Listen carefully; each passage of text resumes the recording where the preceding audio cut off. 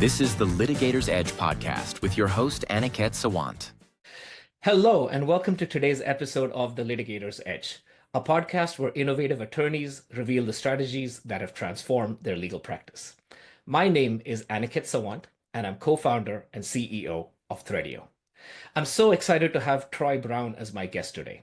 Troy is a partner at Albers & Associates in Maryland and is a legal counselor, scholar, and futurist, all of which we will definitely be talking about today. Troy, thank you so much for being here. Aniket, thank you for having me. I'm excited. This is going to be fun. I'm looking forward to it. Likewise. Okay, so on the fun part, I would like to start by asking you to please share either a fun fact about yourself or a cringe joke that you enjoy. Which will it be? Maybe both, actually. Let's do it. Sure. As a fun factoid, I mean, you really can't see my my entire body given the fact that we're on Zoom. But I'm a pretty avid weightlifter. I'm about 6'2", about 280 when I'm relatively lean. And I've got tattoos. And when people see me out of my work clothing, meaning a suit and shirt and tie, they often ask if I'm a police officer, former military, or a security guard. What they don't know is that I'm an overgrown nerd. Again, I'm an attorney. I love sci-fi. I love philosophy, in particular existentialism. And I love comic books. So it really goes to show that judging a book by its cover can leave one at a distinct disadvantage. Wow, I 100% agree. That's fascinating. I would add, you may want to add NFL player to your to your LinkedIn as well, if that's something that you may want to pursue at a future point. Fair enough. Yeah, that's outstanding. Thank you, Troy, for sharing that. On that note, I think of every attorney who spends the time to join me on this show as a superhero. And of course, every superhero has an origin story. What's yours? Thank you for asking. And it's so funny, Aniket. I often like to think of people in that exact same frame of mind. What's your origin story? And I think we all are superheroes. We all have abilities that we should be contributing to society and making this world a better place, in my opinion. So I'm from Baltimore, Maryland. I grew up in a suburb of Baltimore called Pikesville. And again, like I said, I've always been into comic books. I've always been into etymology, where words come from, what they mean, their historical origins, their connotations, and how they've developed over time. Part of the reason why I am a lawyer right now is because of comic books. A friend of mine who I grew up with, he's also a client now, again, another nerd. We loved comic books. And there's a character named Quasar, and his title was the Cosmic Avenger. He's not a very popular character right now for, I think, any number of different reasons, but my friend and I argued over what his title actually meant. Cosmic Avenger. My friend argued, well, he has cosmic powers. That's why it's called the Cosmic Avenger. And I said, no, Mike, he's the Avenger of the cosmos. That's why it's called the Cosmic Avenger. And what we did over maybe a series of about a month and a half or so was go through comic books to prove our points. We were basically writing briefs and memos to each other. This is an example of why he has cosmic power, my friend would argue. No, this is an example of him defending the cosmos. This is where his name came from. His powers aren't cosmic based. And I remember telling a mentor of mine what we were doing, and he said, you guys are basically practicing law without even knowing it. And I think between that and being a relatively outspoken person as a kid, especially if you ask my mother, he said, look, you're advocating for yourself, you're advocating for other things. That's certainly what lawyers do. And it's what I've always wanted to do, be an advocate. That's wonderful. And how old were you and your friend when you had this month-and-a-half long debate? We were 12. Wow. That's incredible. That's wonderful. So let's actually talk about your path from after you were 12 to where you are today. And I had a chance to speak with you earlier, and thank you for making the time for that, and looked you up a little bit. And your career path, Troy, is really fascinating. You've moved between the SEC, academia, large firms, smaller practices. Yes. Can you talk about the motivations between those transitions and how experiences in one sphere informed your approach to the next? Absolutely. Absolutely. So I'm from Baltimore, Maryland. I went to a math and engineering magnet high school called Baltimore Polytechnic Institute. It's a very well-known high school in Baltimore. And again, it focuses on math and engineering. But I've never wanted to do anything engineering related, and I only liked math. My father was a math teacher. He loved it. But my father always said that the best predictor for how one will do in higher education is how one does in math. So again, I've always wanted to be a lawyer, and I went to Morgan State University, another historically Black college in Maryland, major in political science. And for me, what I found was that my high school education made college very, very focused for me. Um, Math and thinking in terms of procedure was something that came relatively naturally. And I focused a lot on writing. And in my opinion, political science is more like a utility degree. You're focusing on a lot of different things: history, again, the international political economy. You're doing a lot of writing. You're learning philosophy, critical thinking, and I think that's a great basis for law school. It's not the only one, obviously. You could major in basket weaving and go to law school, but having that background in political science made law school uh, almost second nature. And I was blessed enough to get into Harvard Law School, with a number of other schools also, but Harvard was always a dream of mine. And I started law school in 1999, moved from Baltimore to Massachusetts. I don't think I'd been there before, but I was excited. Again, it was a new opportunity to prove myself. And when people ask me what going to Harvard was like, again, I think in terms of comic books and superheroes, I always tell people it's almost like Superman going back to Krypton. I did very, very well. I'm not bragging, without ego, without conceit. I did very well at Morgan. I worked hard. I felt like I had to prove things to myself. I was a decent student in high school, but I wanted to actualize my potential. So I was very focused in college. But yeah, going to Harvard felt like Superman going back to Krypton. If you think about it, Superman's only Superman on Earth under the presence of the yellow sun. Going back to Krypton, everybody's like him. Everyone was smart. Everyone was incredibly focused, driven, and had all these fantastic backgrounds. So uh, it made it so that I focused a lot more on networking, meeting people, and learning. I enjoyed all the professors I had.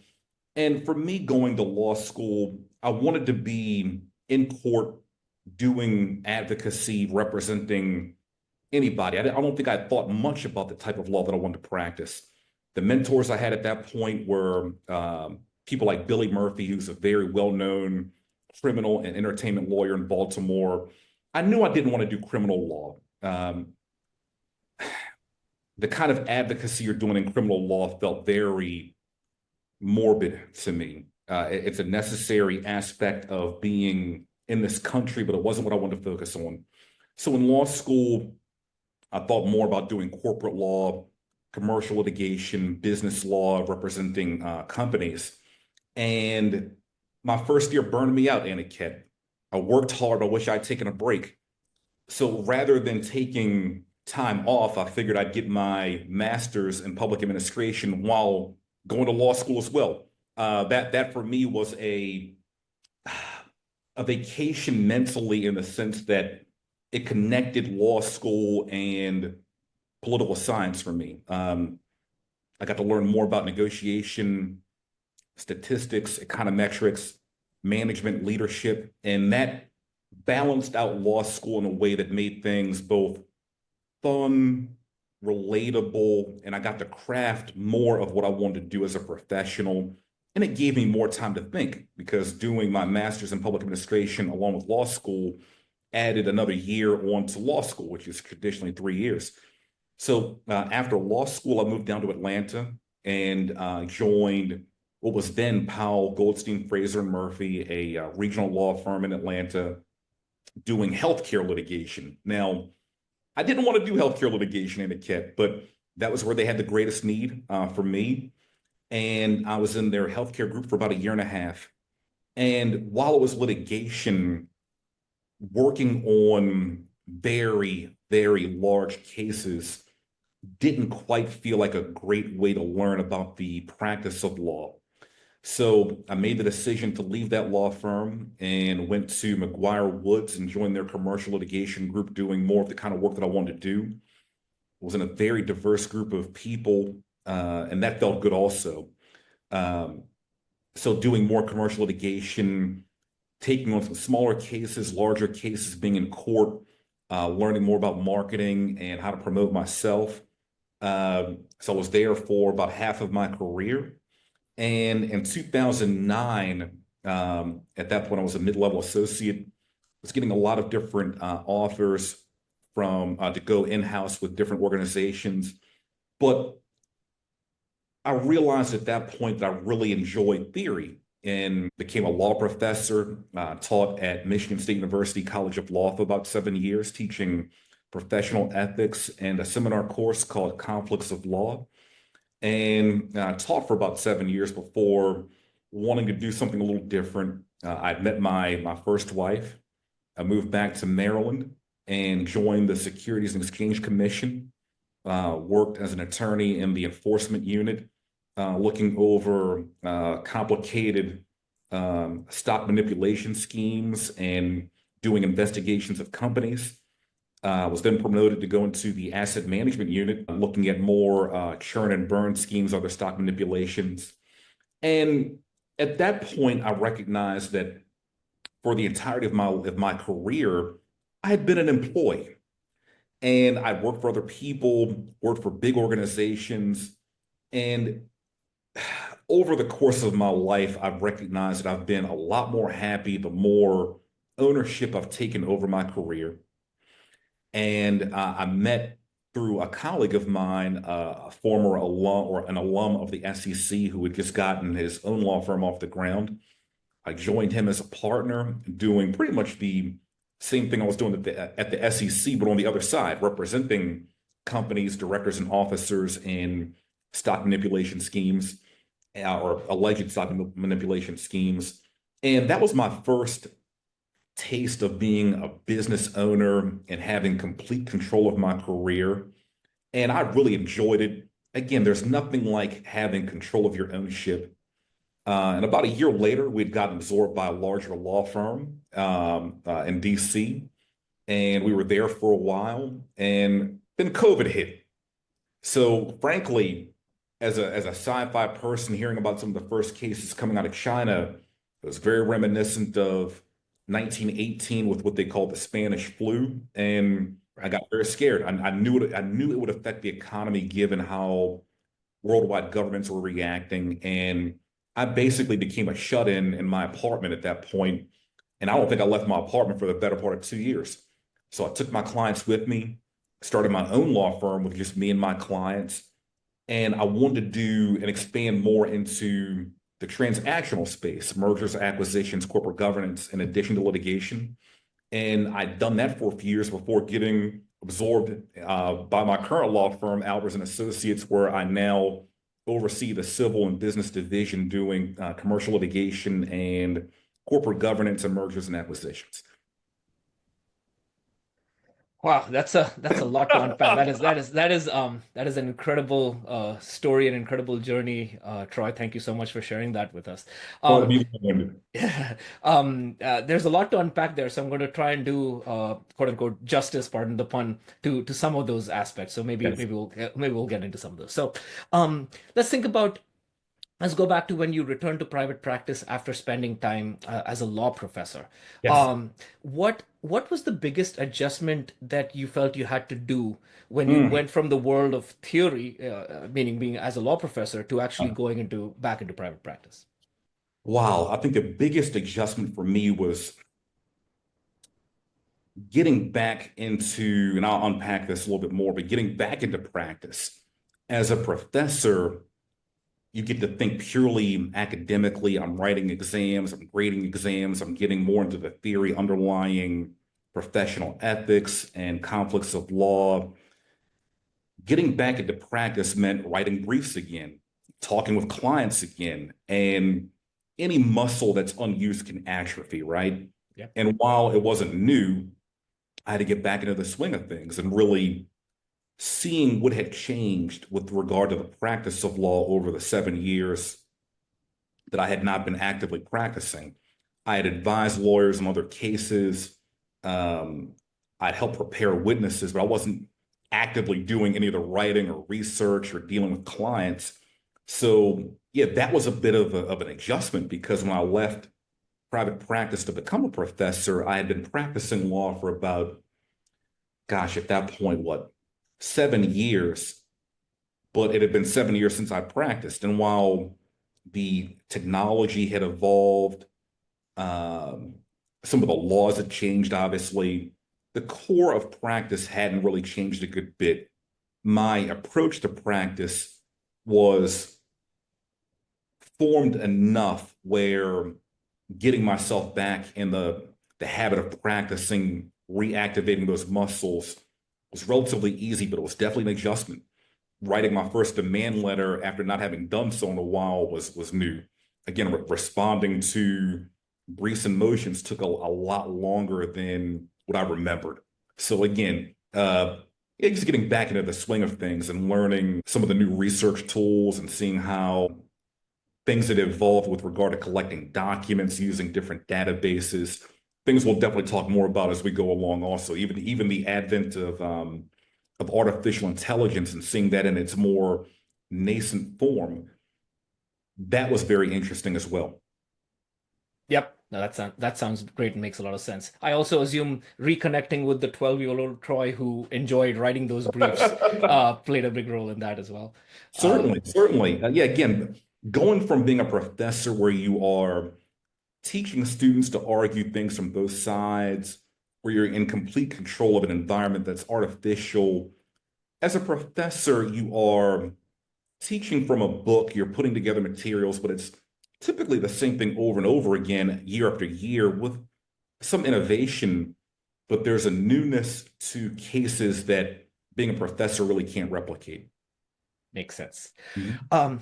Let's talk about your other transition. So, having worked inside the SEC's enforcement division, how did that fundamentally change your perspective and strategy when you began representing clients who were essentially on the other side, maybe facing some of these investigations? Great question. So you learn a lot about a regulatory organization's mission, how it goes about deciding what it wants to go after, how it investigates, its underlying theory on what it's doing.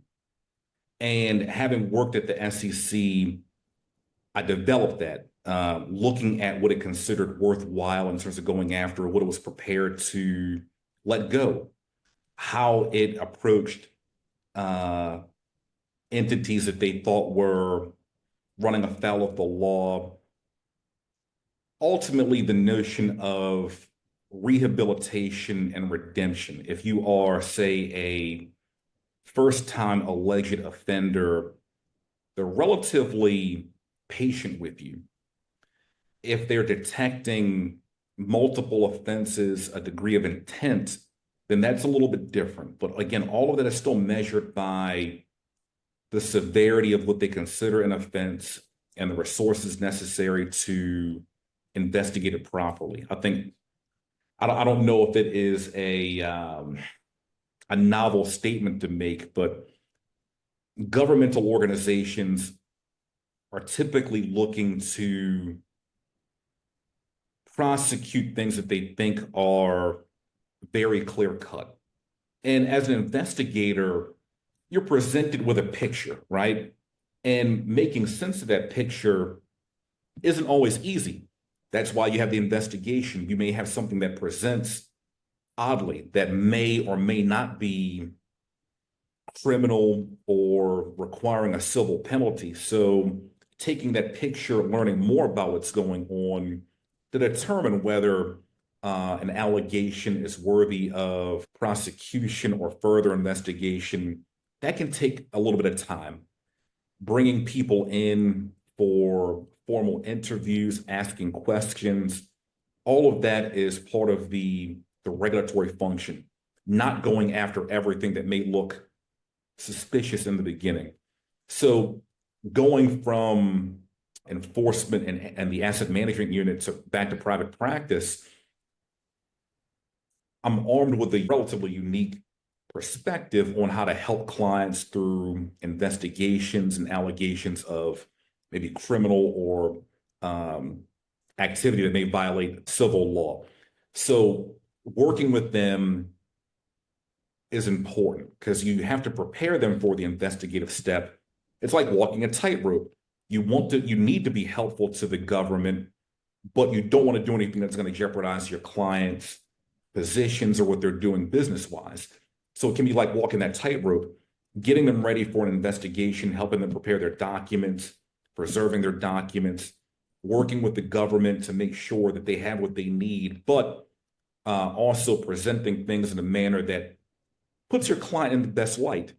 And if there is a problem, helping the client understand what they've done wrong so that it never happens again, because that's the most important part as an advocate for me. If my client has done something wrong, helping them not to have that problem again. I don't want them to waste resources, time, maybe lose their reputation or money or important employees and workers because there are problems that have never been corrected. So shepherding them through a difficult time and helping them fix things on the back end. Makes a lot of sense. And you touched upon quite a few concepts there. And I think one of the ones that I really liked was walking that tightrope. So maybe making it a little bit more real, Troy, what was Yes. a matter that you may have been a part of that has deeply influenced your approach to legal practice that maybe touches upon some of the things that you just mentioned? Sure. It happened relatively early in my career when I was an associate, I think I was a fourth or fifth year associate with McGuire Woods. We represented a major bank. Of course, like a lot of banks, they issue credit cards. And the bank was sued by a credit card debtor. I think the debtor owed maybe $20,000 on a credit card, and he sued my client for harassment. And I thought that was pretty audacious. You owe your bank $20,000, but you're suing them for trying to collect on that money. And I remember having a phone conversation with the debtor's counsel, and I'm thinking that he wanted to propose a settlement to the tune of paying some percentage of the outstanding debt. But rather than proposing a repayment option, he proposed that my client give his client $5,000. And I remember being, again, a relatively younger person, being angry. I was irate. And I lost my temper with that counsel. I can't believe you're asking for money when your client owes my client money. Your client has admitted that he owes my client money, and you're asking for money. I was angry. My anger manifested in the way that I talked to opposing counsel. And I remember getting off the phone, communicating that offer to my client, and client said, "We'll take it. That's fine. We'll pay the money." I was like, "Wait a minute. What are you talking about? You'll pay the money. You're going to give this guy $5,000 when he owes you 20." They said, "Look, it's not worth fighting over. This is the quickest way to get rid of it." And I was embarrassed, but it was an eye-opening experience. I was embarrassed, Aniket, because I had lost control of my emotions briefly. Not terribly, but I lost my professional perspective. I reacted emotionally, and I forgot my immediate role to be an advocate, to communicate, and to resolve the issue. So I chastised myself for losing control of my emotion, but it taught me another important lesson. Efficiency is what helps the client get rid of the immediate problem so that it doesn't happen again. And from that point forward, in representing my clients, I am a lot more resolution oriented than I was, I think, in the first 4 or 5 years of my career, when everything was a fight. Everything was a fight. Every procedural issue was a fight. Every substantive issue was a fight. At this point in my career, I try to let my clients know there are a lot of different ways that you can spend money. You can spend money on litigation that can extend the life of the litigation. Maybe we'll win, but it may be cheaper to resolve it through some type of settlement. It's not necessarily an admission of wrongdoing or an acknowledgement that we're right if it helps you get back to your primary business and resolves definitively the issue at hand. it may be worth thinking about. And again, it's not my money. I'm an advocate. I'm a sword and a shield. Not taking things personally as a lawyer, I think, is an important lesson for all lawyers to remember. Sometimes we fall short of that, but at our best, we remember that we're advocates. We're here to help. We're here to be level-headed and to make recommendations based off the facts at hand and to help our clients work through their emotions. Whether they are individuals or large organizations, they're all composed of humans, right? And people have feelings. So I can't lose my emotional control because I lose my advantage as an advocate. It's my job to help my clients work through their emotions and the possibilities at hand. So that was a case I'll never forget. That is illuminating, Troy. Thank you for sharing that. You mentioned professional perspective when you were Yes. narrating that, right? And so another key aspect of professional perspective is ethics. And so I know that, among your diverse and rich background, you have a background in legal ethics as well. And so now if we take a practical look at other litigators, who are involved in areas similar to yours, what are some common ethical pitfalls you see that litigators overlook in securities litigation, in government investigations, just on a high level? Sure. And I think it really extends beyond securities litigation. It's really one that I think a lot of lawyers are guilty of not communicating with the client, not being responsive to a client. And look, we are all busy. I've got nearly a dozen litigations going on, multiple transactions. Things are busy, but we have to keep our clients informed. Rule 1.3 is about diligence. 1.4 is about communication. Ethically, we have an obligation to keep our clients reasonably informed about the status of their matters. So giving clients updates, I think, is important. Another one, and there are really several. So in addition to communication, avoiding conflicts of interest because they can pop up in any number of different ways, and resolving them is critical to making sure that we are not kicked off a case or that we are not being forced to give up our fees. So they can spring up at any point in time during representation. We have an obligation to walk our clients through why something may be a conflict of interest, letting them know as early as possible, hey, these things can come up, and here's how it can come up.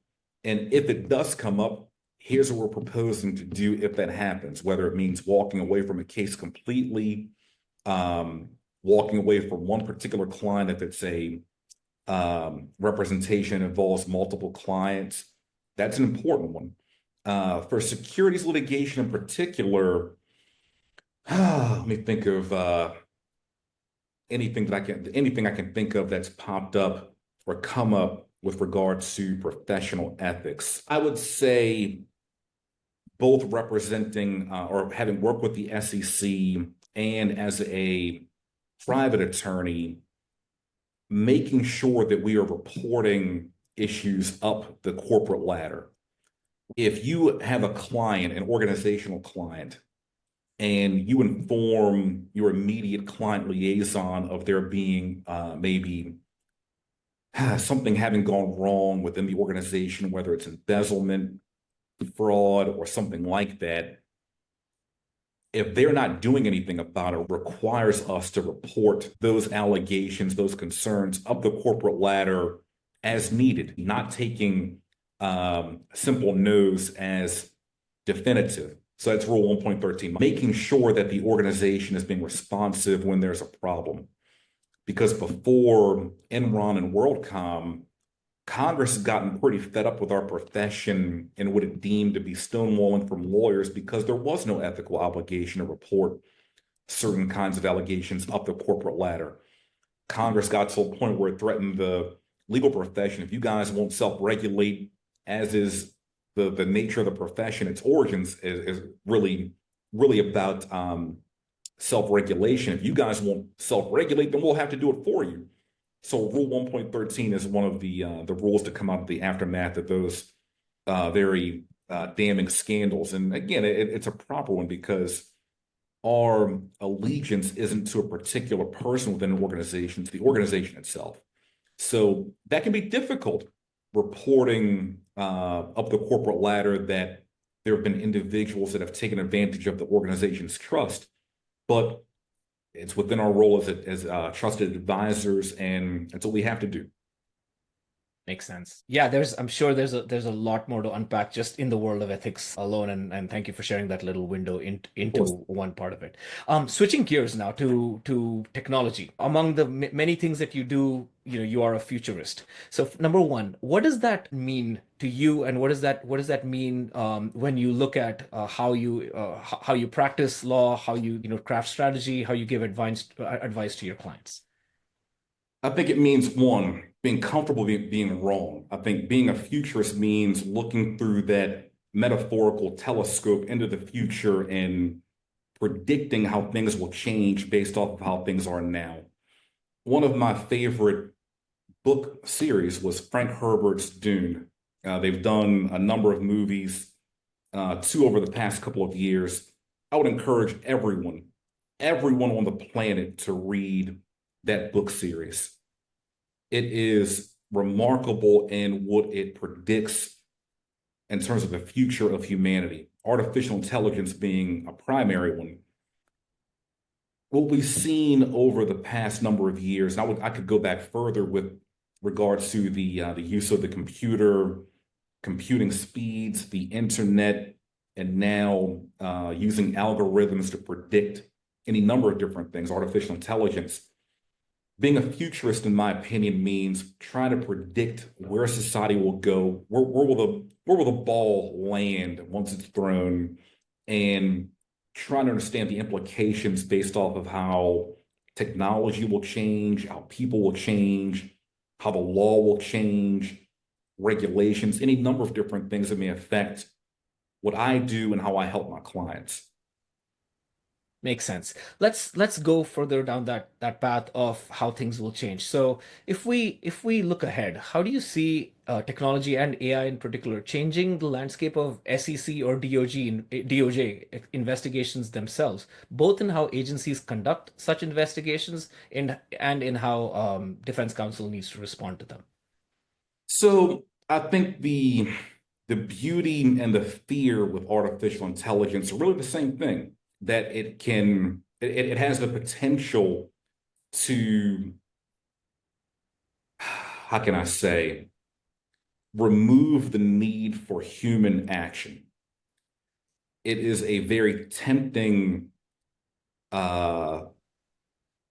thing to use to delegate things that we are used to doing for ourselves.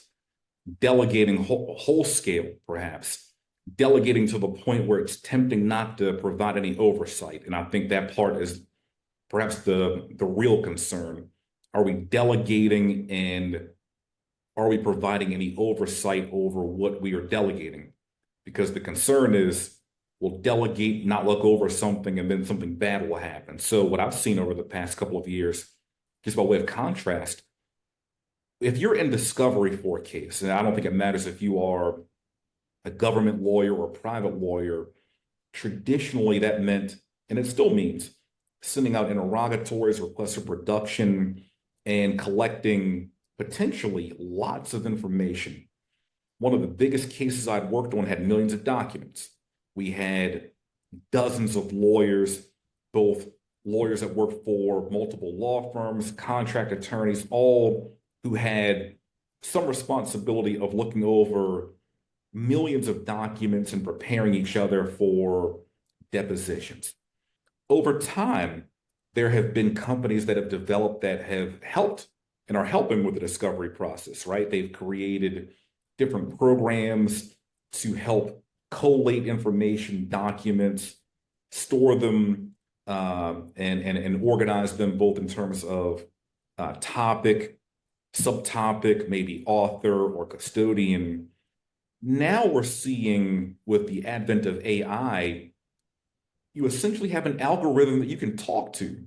Hey, I have this particular case, look over all these depositions and documents and point out the relevant ones that indicate intent or knowledge.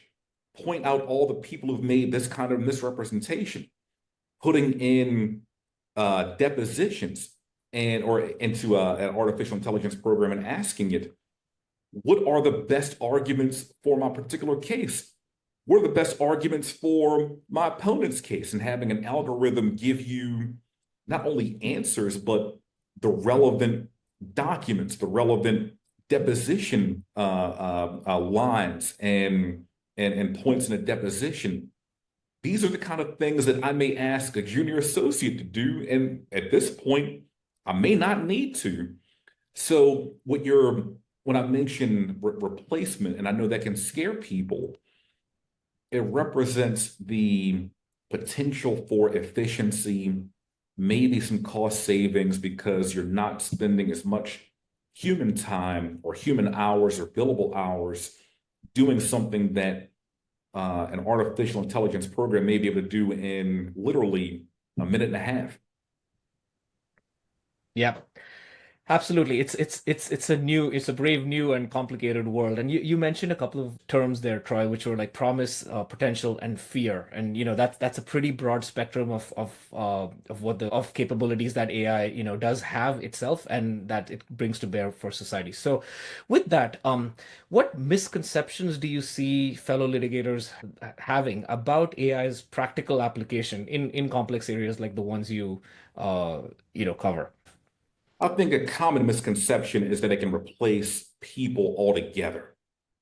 I think that's a popular misconception, and I want to be clear about this. I don't want to represent that it won't be able to at some point in the future, but I think certainly and currently at least at this particular level of development, I don't believe AI can comfortably replace the role of a professional, in particular, the need for oversight. So there were a few lawyers in New York, I think they work for the same firm. They generated a brief using an AI program. The AI basically created cases for itself to cite. The lawyer submitted this brief.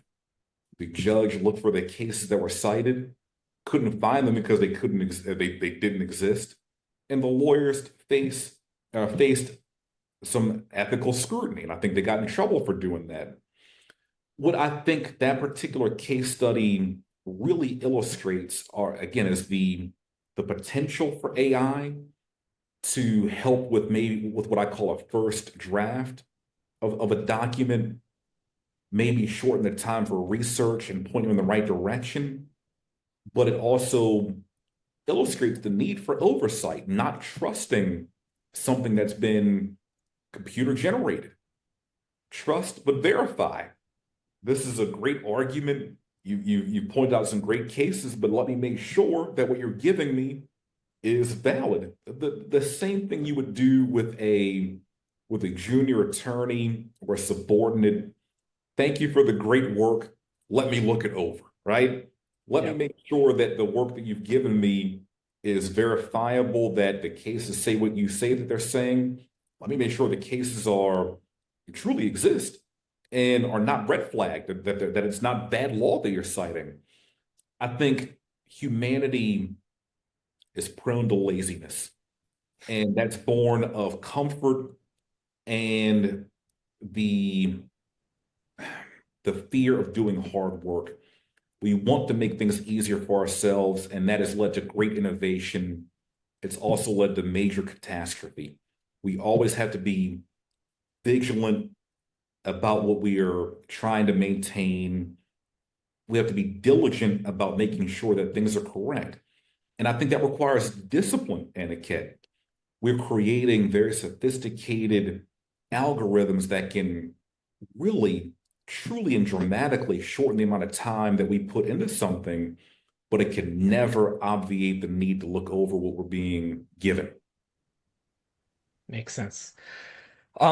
Troy, I think we could go on forever, but I do want to be respectful of your time. So I just have a couple more questions if that works for you.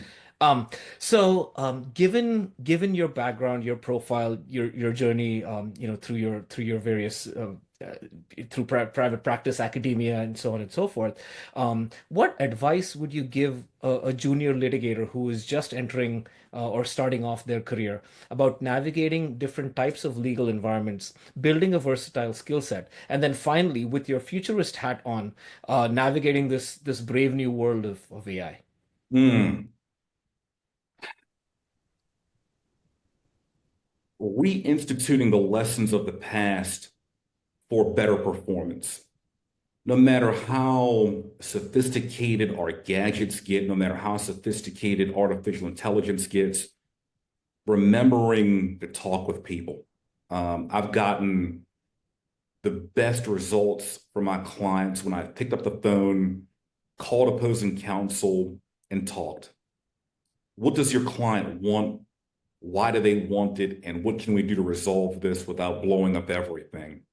I think remembering what it means to be human, that we are thinking people, that we're rational people, that we are born with a sense of empathy that can be used to help people. That may be our greatest superpower, empathy. And I could write a demand letter, I can draft a complaint, I can draft motions, but if I can avoid all of that by talking with opposing counsel, talking with my client, developing a rational way of looking at something with my client, being interest-based over demand-based has served me well. And that everything else, whether it is, again, a website that helps me do my research, a database helps me do my research and writing using artificial intelligence, all of that is serving to my human imperative to try to find a reasonable solution. All those things are meant to help me be a better human, not the other way around. Makes sense. And that's a wonderful way to close. Final question. Is there anything that I should have asked you that I did not? That's a great question. That'd be the hardest one. If I could go back and tell my younger self something else, what would that be? I would tell a new attorney not to be afraid to try new things, to experiment a little bit in terms of the kind of law that you want to practice, and to go out there and meet people. Business can be tough. Being a professional can be difficult.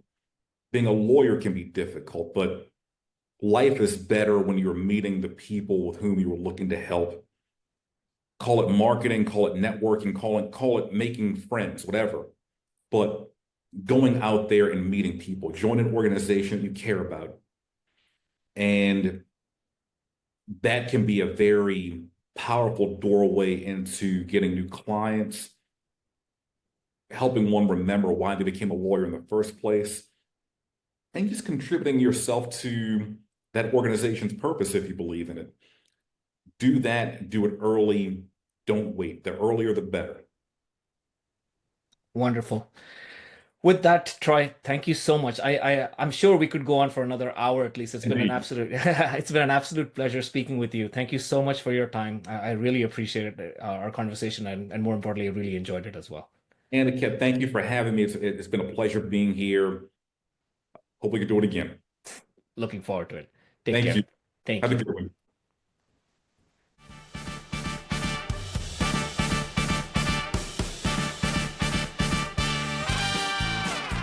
Thanks for listening to this episode of the Litigator's Edge podcast, brought to you by Threadio.